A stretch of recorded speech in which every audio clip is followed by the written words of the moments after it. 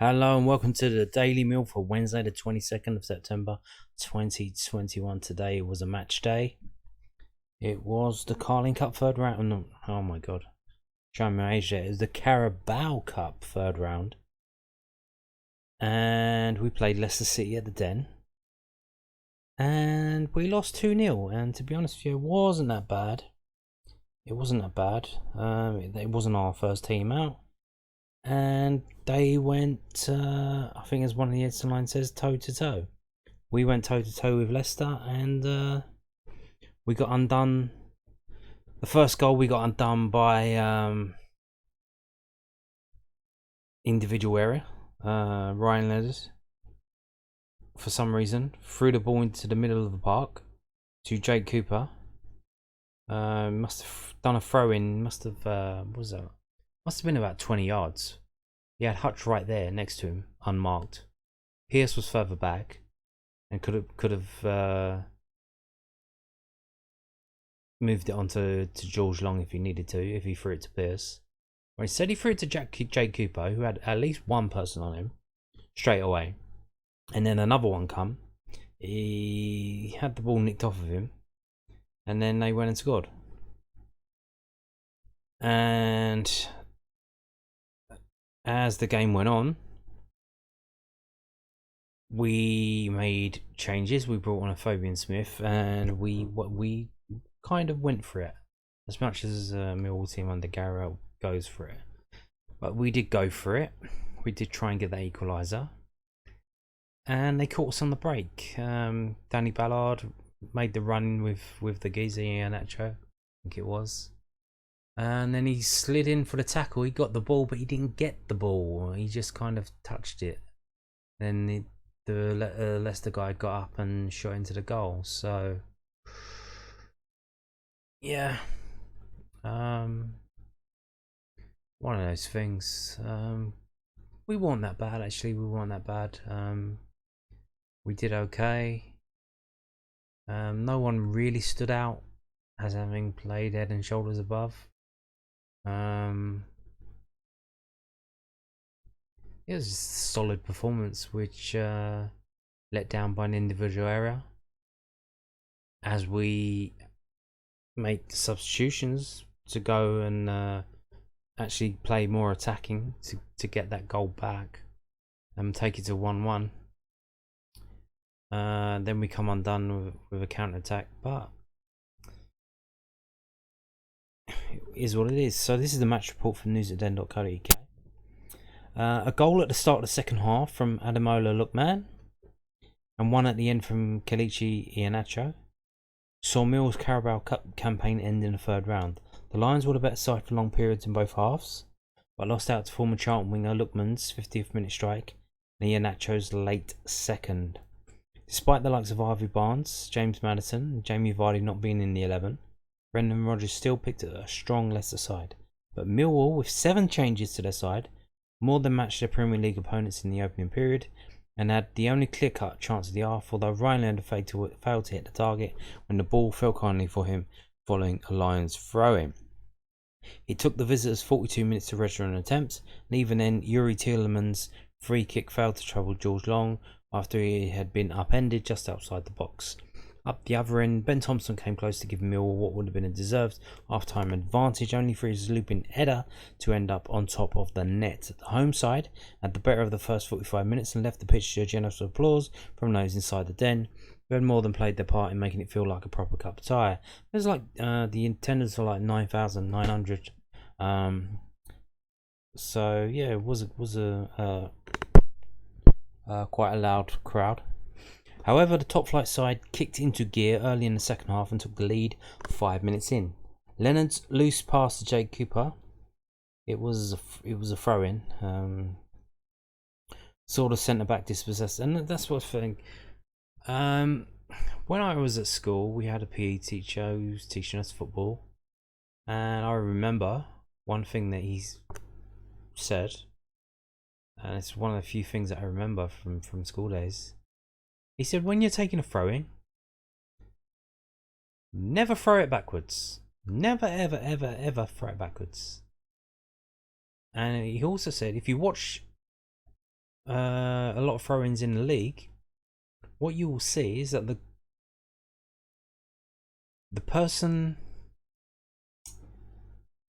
taking a throw-in will throw it to someone, and that person will control it and almost certainly every time pass it straight back to the person who took the throw-in. So when you're defending a throw-in and you're marking the man up, rush after the guy's done the throw-in. Don't rush to where the guy that's getting the ball. Rush to the person who took the throw-in, because is almost certainly going to pass it back to him, so you can jump in and steal it off of them. So that's what he said, and for some reason Ryan Leonard looped a throw-in to Jake Cooper in the middle of our half and just set him up to be fucking robbed for the ball. I don't know why he just didn't throw it forward. I mean, Alex Pearce has lost his fucking nut at Ryan Leonard after that goal went in.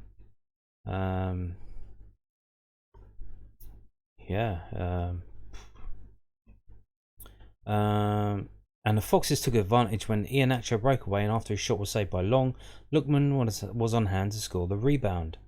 Despite a spirited second half showing from the Lions, they lacked quality in the final third, and the closest they came to levelling was when Conor Mahoney's free kick evaded everyone but somehow sailed wide when all it needed was a touch from someone in blue. Leicester made the game safe when Iheanacho was played through 2 minutes from time, and he blasted past Long after getting the better of substitute Dan Ballard. Mahoney gives food for thought. It's been almost a year since Mahoney was named in the starting 11, with Shea Yojo and Jed Wallace both out ill and Mason Bennett not involved. It was a rare chance for the white man to impress. It certainly didn't all go his way, but Mahoney kept coming back for more, and while he still needs to add more quality and improve his decision making in key areas, there was plenty to like about his performance. He should have gone home with an assist, but none of his teammates gabbled on the second half free kick, which somehow managed to miss everyone and curl and agonisingly just past the far post. Millwall look better with Sean Hutchinson back. Yes, indeed, they do. And when he went off, he went off for Dan Ballard. It's not a dig at Dan Ballard, but the organisation kind of seemed to go out the window. It might now be just one clean sheet in 11 games in all competitions for Gary Rowett's men this season, but failing to keep one against Leicester is by no means a disgrace. The major positive for the Lions boss, though, was having Hutchinson back in the side for the first time since he suffered a thigh problem last month. Hutchinson got through just over an hour as planned, and Mill looked more assured and confident with him in the side. Even against superior opposition, the vice-captain's return was a welcome run out and should give Rowett another option at Nottingham Forest on Saturday. Still no luck in the Carabao Cup. Mill have a love affair with the FA Cup. Their last fairy tale run after they defeated these opponents to reach quarterfinals in 2017. However, they are yet to crack the Carabao Cup and still haven't reached a fourth round since 2005-06 campaign, although it was once more used as an opportunity to give minutes to squad players and rest others. They gave it a good go against the side that are playing Europe this season and are the holders of the FA Cup. This was their fourth third round defeat on the bounce, ending their impressive home run in this competition this season. We've never done well in a Carabao Cup or in the League Cup generally. Whoever sponsors it, I think we've been to the quarterfinals 3 times, and that did not end well. Which is kind of funny. You would think. Now, I love a night game atmosphere at the Den. I really do, and there's nothing else like it. And you'd imagine that the cup game that gets played midweek at night under the floodlights, that it would be right up Mill's alley, but doesn't seem to be that way. It hasn't worked out that way over the years, so just hasn't happened, has it? So here we go. Let's have a look at the team. The team was Long, Leonard, Hutchinson, Pearce, Cooper, Murray Wallace, Mitchell, Evans, Mahoney, Thompson and Bradshaw. And Ballard came on for Hutchinson on 65th minute. Afobe and Smith came on. Afobe came on for Pierce, and Smith came on for Thompson. So that's another thing. So he took Hutchinson off, so that's one leader off the pitch. And then they took Pierce off because they needed to play, bring another attacking on. So that kind of messed up the defensive stuff as well. But trying to get back into the game to get that one goal. So it was probably kind of either we score the goal and change the dynamic of the game, or we get caught on the counter. We got caught on the counter. It was a bit silly at times. So constantly trying to push it out to Mo Wallace on the left hand side for him to cross it over to Matt Smith, who would then head it across the goal towards whoever was there. But constantly after playing long balls forward and stuff like that, all of the midfielders just all pushed forward. So when we did edit back, or it wasn't a clean header and it kind of bounced off someone there, it would always go to a Leicester player, because everyone in the Mill team just ran forward to get that first ball. No one's had enough of a brain to think, oh, if I sit back and Leicester head it and win it and head it forward, I'm going to be right in prime position to get that, which is probably what Thompson would do. When he got taken off, that kind of, you got Bradshaw, Smith and Afobe, so they all want to be forward. Got Evans as well pushing out, and Mahoney. So no one had enough about them to sit back and say, okay, I'll stay in this space and I'll pick up the second balls. And another thing with Leicester, I noticed as well. So they played because we were playing one up front in the start of the game with Bradshaw just up front in his zone. So they played quite a high defensive line. But what they also did is their attacking line played quite deep.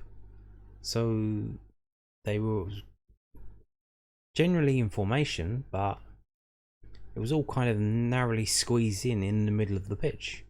And they were moving the ball around, trying to get, I presume, players out of position so that they could knock it through or over the top, and things like down the sides into gaps. So trying to cause gaps to open up by playing a high defensive line, but also playing a deep attacking line. So that didn't really work out for them. Their first goal came from Ryan Leonard's mistake, and their second goal come from counter attack after we were throwing everything in the kitchen sink at it to get that other goal. So just didn't happen. So unused substitutes: Biakowski, Malone, Saville, and Jon Daddy Bodvarsson. And there you go. Mill 0, Leicester 2. So let's move on to comments. What's Gary Rowett been saying? Mill boss frustrated as Lions punished for mistakes after going toe-to-toe with Leicester. Mill boss Gary Rowett said his side were punished for 2 mistakes as they lost 2-0 to Leicester in the third round of the EFL Cup at the Den on Wednesday. Rowett felt the Lions were going toe-to-toe with Brendan Rodgers' side, but former Charlton winger Ademola Look man, gave the visitors the lead in the 50th minute. When the home side pressing for an equalizer, Iheanacho sealed it for Leicester with 2 minutes left. When you look at a game like that, when you've performed really well and gone toe-to-toe with a very good and experienced Premier League side, you can't make mistakes. It's as simple as that, Rowett said. You can't make mistakes. We had a throw-in with Lenny, and I felt as though if our back three drop into space and want the ball, then we get out of that situation without having to throw it down the line. I know that's a safe option, but sometimes you have to be brave enough to do things. We probably take the wrong option to throw it across the pitch, but nevertheless, we still have the opportunity to deal with it. We make a mistake. So he's putting a mistake on Cooper there, it seems. He's not blaming Leonard for throwing it back. That's what he told him to do. Are you fucking serious? Oh my god. So Rowett was telling him to throw it to Cooper? Oh, fuck off. Seriously? Sometimes there are the moments that cost you. And let's read that again. Am I going crazy? Tell me in the comments. We had a throw in with Lenny, and so this is what Gary Rowett is saying. It's in quotes. We had a throw in with Lenny, and I felt as though if our back three drop into space and want the ball, then we get out of that situation without having to throw it down the line. I know that's a safe option, but sometimes you have to be brave enough to do things. Oh, for fuck's sake. Are you serious? I was blaming Ryan Leonard and fucking Alex Pearce was as well. And turns out fucking Rowett was telling him to throw it to Jake Cooper. Are you fucking serious? Holy fucking shit. What the fuck? Oh my god, seriously? Fucking hell. We probably take the wrong option to throw it across the pitch. So he's saying throw it to Hutchinson, who was there as well. So what I said, Hutchinson, if you look back at it, you could go to the highlights wherever you find them on YouTube or on Sky Sports or whatever, on Sky Sports website. So Hutch was right next to him, Pearce was further back, and Jake Cooper was way in the middle because Jake Cooper was playing on the left of the three. So he's saying he should have thrown it to either Pearce or Hutch. So he's saying he told him to throw it back, but he didn't tell him to throw it back to Cooper. What the fuck is happening here, bruv? My fucking PE teacher at school fucking said you don't fucking throw it back. Oh my god, seriously. What the fuck is this? Sometimes they are the moments that cost you. The second goal as well, at that point, it probably should have been 0-0. Both teams had opportunities. We probably had the better opportunities in the first half. Wait a minute to go. With a minute to go, we have a chance to throw it into the box. For some strange reason, decide to go short, and then they counter on us and scored a second. I felt that was an unfair reflection on certainly the first 70 minutes of the game. Yeah. This is mind fucking blowing. I was blaming Leonard, and Rowett was telling him to throw it back. And Rowett saying I didn't tell him to throw it all the way back there. Fucking hell, man. You play the percentages. I don't know why players, they're fucking crazy when they take throw-ins. They hum and they hum and they ha and they hum and they ha and they hum and they ha, and they don't want to throw it forwards because they can't get it right on the geezer's head. Just fucking throw it to the corner. Throw it to the thing.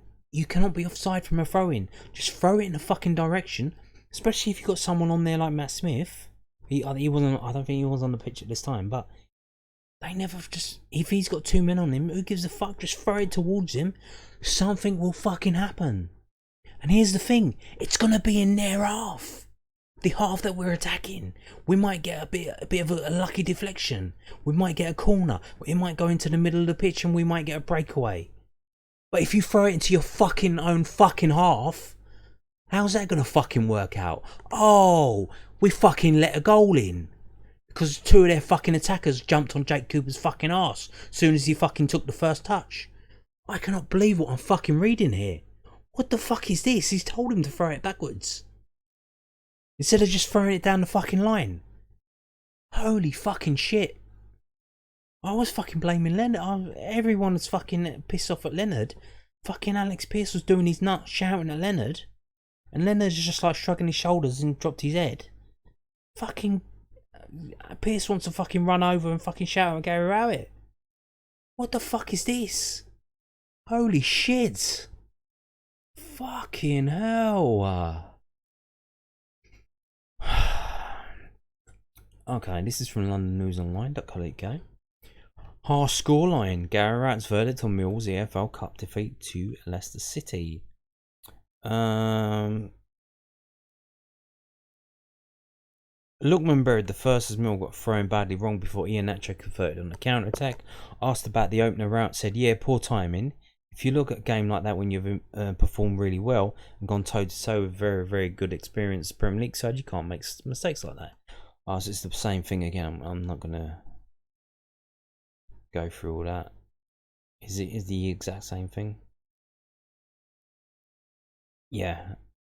Rowett was impressed with the display of Conor Mahoney, who is out of contract at the end of the season. He said, I thought it was as well as he's played for us. We know Connor is a talented player and we've asked him to match that talent with his work rate and drive. He can say he hasn't had as many opportunities as he thinks he should have, but he has come on in games and looked quite bright. Cardiff and Blackpool, he showed a real appetite to get into good areas. He tracked back the length of the pitch and makes a tackle. That's what you've got to do for the team. We know he has real quality. To make so many changes, I thought the team handled it pretty well. We couldn't do a lot else tonight when you have Jediel. Mason Bennett was unavailable. Murray Wallace played with a sore calf. Michael Keftenbell was too sore really to play. Shea Yojo, I've already said, missed out due to illness. Bennett could only play 20 minutes to see how his knee reacts. Oh no. Has he got one of those Ledley King knees? If he plays too much, does his knee swell up? So he's basically what Ledley King was. He never trained. He had to just play matches. I think probably swim or whatever he did. Gym stuff that didn't involve his knee. So is that what Bennett's got to do? He can't really train on his knee. Maybe. It seems that way if his knee keeps blowing up. Hutch could only play for 60 minutes. Never ideal to go into these situations, but I actually thought in the circumstances we handled the game pretty well. Okay. Indeed. Until you told Ryan Leonard to throw the ball back, and I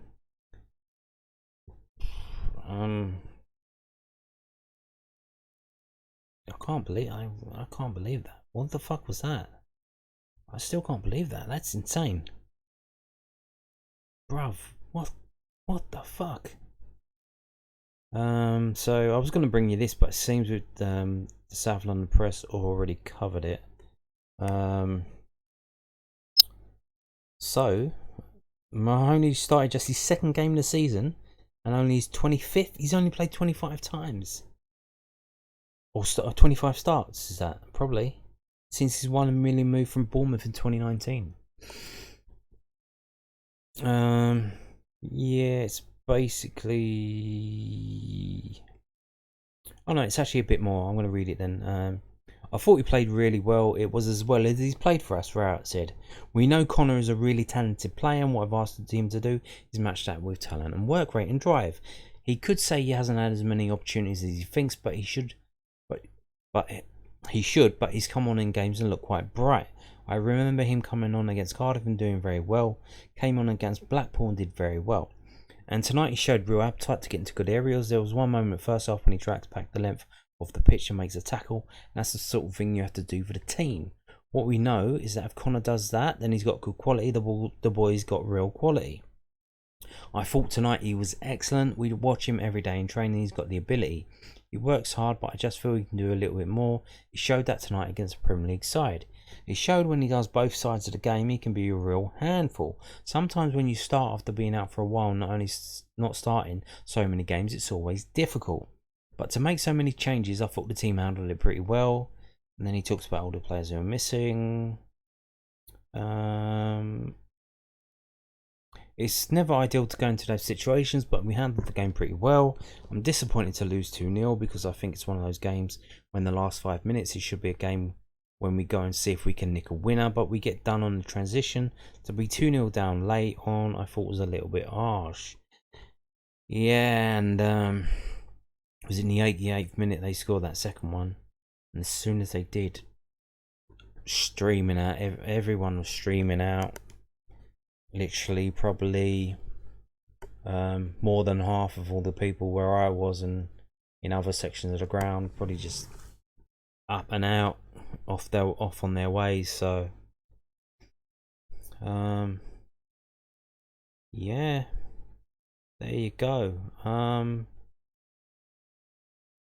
So South London Press, of course, they've got they don't just cover Millwall, they cover Charlton as well. And they got this here. Former Charlton winger Lookman earns praise after Leicester's 2-0 win over Millwall. I didn't really think anyone at Leicester stood out, to be honest with you. They played better than I thought they were, because they actually did play like a team, even though they're clearly 11 players who probably never played with each other in their lives in terms of playing in a team. Now they play in training every day. Maybe they had a training game. A couple of teams, maybe they played their own under 23s to warm up or something like that. But they were passing it around each other pretty well. Thought the number 8 was very industrious, trying a few things. Not all coming off, but he did okay. Iheanacho was a handful. But apart from that, it's much of a muchness, to be honest with you. Not really anything Mill couldn't deal with, and it seems that we were hoisted by our own petard. Gary Rowett telling Ryan Leonard to throw it back instead of throwing it down the line. That's what's screwed us up. We did it to ourselves, an unforced error. We could have come out of that game with a 0-0 draw, for sure, and went to penalties. Leicester assistant manager Chris Davies had praise for Lookman after the South London raised attacker helped them to a 2-0 win over Millwall. The Foxes booked their place in the 4th round in the EFL Cup with a former Charlton youngster on target alongside Iheanacho. Davies said, really positive, a really good win. We had good control of the game throughout, and we had to defend well at times as well. Yeah, they had a little sneak preview of the stats video I'm going to do tomorrow. They had like 70% of the possession for real. But like I said, it was just passing amongst themselves. They were taking the short goal kicks as well. So, and said with only Bradshaw up front on his own, they could do that and just pass it around at the back.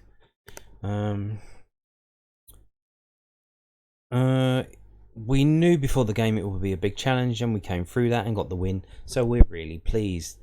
Lookman, has been outstanding since he came in terms of his training mentality and the way he approaches his work as a footballer. That has been a real highlight for me, and he gets his rewards today with a goal from the rebound and shot. He affected the game a lot when he came on against Brighton. He plays on the other side tonight. It was a game of few chances. We had to work really hard for the chances that we did have. Yes, indeed. We gave them a free chance. It was a good performance by Aid, and he's great for his confidence that he can score another goal. Excellent goal by Iheanacho. You could say he set up the goal by having the first shot parried, and the second is a great individual strike. He was also always available for the forward passes, securing the ball and setting up the play was really good. He's had to be patient at times this season, but he knows he's a really important player for us. This is another competition we think we can do well in, but our mantra since we came is the next game to approach it as well as we can. You need a little bit of luck along the way with the draw as well. We'll take the next challenge when it comes, and I don't care. We've been knocked out. The EFL Cup is dead to me until next season. It's dead to me. I don't care. So let's move on. What are we moving on to? So, after today's game, Millwall have gone up a place in the league. Now, think about that for a second. Are you scratching your heads? This was a cup game. How can we go up a place in the league?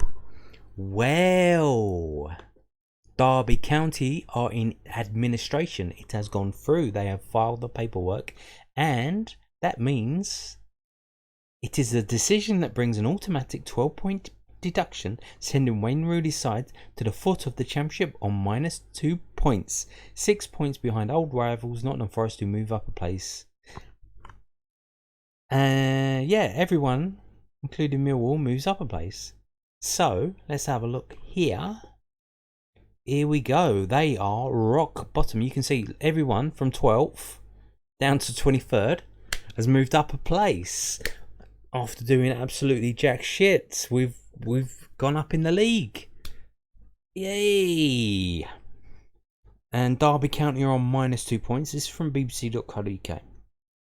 This is the table. So everyone's played 8 games. 1 win, draw, loss, 4 against, goal difference points. So there you go, -2 points for Derby County, 2 wins, which is one more than us.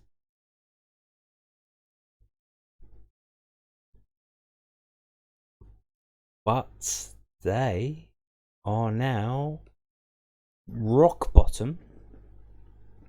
The bookmakers knew this was coming because they wouldn't even let you bet on Derby County to be relegated, so they knew it was coming. And here we go. So they are, what are they now? They are 9 points from safety. They need 9 points to get to 21st. So that's not impossible to overcome. Not in this crazy league where anyone can win against anyone on any given day. This really is a crazy league, especially this season. I mean, Reading beat Fulham. I still can't believe that one. Messed up my acca. Thank you very much, Reading. What the hell happened there? Fulham, come on, what happened, Fulham? But here we go. So we have gone up a place in the league after today's EFL Cup game because of Derby County. Fantastic news, fantastic. Well done, Gary Rowett. But still 17th. Still a bit too close to that relegation zone. And we're playing Nottingham Forest now in a relegation battle. So we've got to go to Nottingham Forest on Saturday, and they need a win as much as we do because they are 23rd.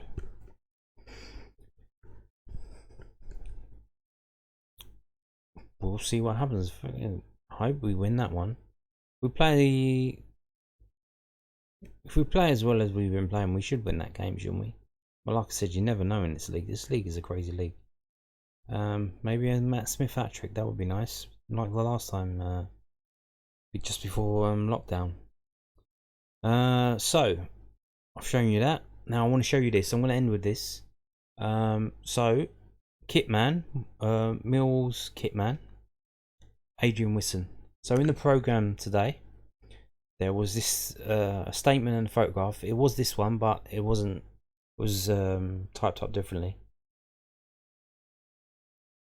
He had a operation. Well, I'm going to. So this is him, and this is the statement that was in the thing.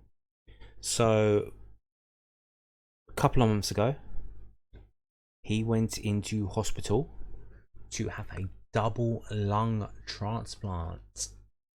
Yowzers, can you imagine that, having 2 lungs replaced at the same time? And at that time, his son announced he'll come out of surgery. It was all going well. And today in the program, there's a picture of him on the street, with his thumbs up and stuff, saying, and then this statement. And I'm going to read the statement now. It says, "To all my friends and followers, I returned home on Friday after spending 45 days at the Royal Brompton and the Harefield Hospital, where I received a double lung transplant. I was on the waiting list for 3 years and 2 months and had 15 previous calls, of which were unsuccessful in me making the operating theatre." Can you imagine that? So I don't know what his situation was. Was he on an oxygen bottle? Was he on an iron lung? I'm not too. You would imagine at least if he's got 2 lungs that ain't working properly, he'll be on an oxygen mask at home. You get the call. Pack up your stuff. Come to hospital. We've got a lung for you. We've got 2 lungs for you. And then when you get there, it's like, oh, sorry, bit too late, or the things. Because I think they have like a judging panel decide where the transplants go, who gets the things that come up. So they say this one, that one. Oh, we're gonna send it here. We're gonna send it there. But they kind of tell everyone who's in like the top 5 or whatever, top 10. I'll get down to the hospital, and then they decide where it's going. Some weird shit like that. But 15 times that's happened to him. So you can imagine that he's at home. He's on his oxygen tank, breathing. his mask. Well, I don't know if he's doing that. I just make that up, but I assume something like that will be happening. If you've got two lungs that ain't working. And then they call you up and say, come down to the hospital. Yeah, the transplant's on. And you get there, and they say it's off. So that's one time. 15 times that's happened to him. 15. How do you maintain hope? 15 times they call you in, and then 15 times they say, oh no. You must be pulling your hair out. How do you keep hope after that? But after 5 times, after 9 times, 10 times, but 15 times? I would like to take this opportunity to thank the surgeons, consultants, doctors, nurses and care workers for looking after me during my recovery. It's early days, but my quality of life at this early stage is remarkable. To already be able to do numerous simple things without getting out of breath is amazing. There will be a long road to full recovery, but to have the chance to have a better quality of life will be all down to my donor and his bravery and the support of his family. If this post makes just a few people have a conversation with their loved ones and decide to carry a donor card or make their loved ones aware they are prepared to donate, this post will be a success. It's good to have the conversation and get some ideas and views of family now, because if a tragedy strikes, it could well be a conversation that you don't want to have or would be far too emotional. Thanks for all the messages that I have received already, and send my love to you all, Adrian. So I just thought I'd share that with you. Millwall kitman, former Millwall kitman, I believe. I'm in his sideline because of his injury. He's because of his sickness. So, but yeah, double lung transplant. A couple of months ago, I didn't tell you at the time, but in the program today, picture of him, I believe it's outside his house, with his thumbs up, man. He looks fit as a fiddle. So good luck to him. Quite an ordeal he's been through. 3 years and 2 months. Seems like he was counting it out. 3 years and 2 months. 15 previous calls. That's insane. But all's well that ends well. Good luck to him. So yeah, donors, if you want to donate, I think you have to opt out of being an organ donor soon. I think the law changes. Maybe it's already changed. You have to actually contact them and say no. So that's one thing. And I don't know if he's a smoker, but kids, yeah, maybe don't do that, because that really does mess up your lungs. Breathing in smoke from a little tube. Yeah, it's not good for your lungs. I don't know if he is a smoker or if he's not, but if you don't want to have to wait 3 years and 2 months for a double lung transplant, don't start smoking. Really don't do that. So yeah, that's it for today's video. Thank you for watching. Goodbye.